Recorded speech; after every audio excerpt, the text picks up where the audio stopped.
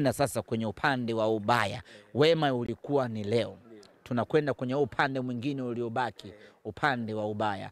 Hapa ndio dunia itatujua sisi ni watu wa aina gani.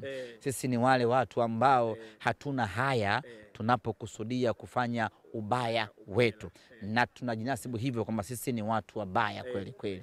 Tunalitaka kombe, tutakwenda kufanya ubaya kadri Mwenyezi Mungu atakavyotuwafikisha, na niwaambie watu wakae pembeni. Hii ni baina ya sisi na Morocco.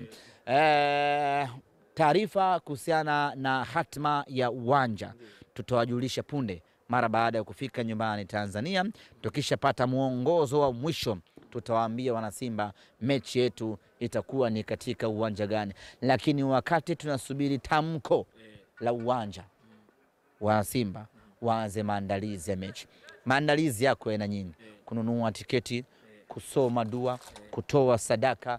Yote hayo tuanze kufanya kuanzia Jumatatu ili tarehe 25 twende tukamalize kazi. Shabiki tulikuwa nao hapa, tunawashukuru sana wale wote ambao wamejitoa kuja mpaka huku Morocco, hata kama ndege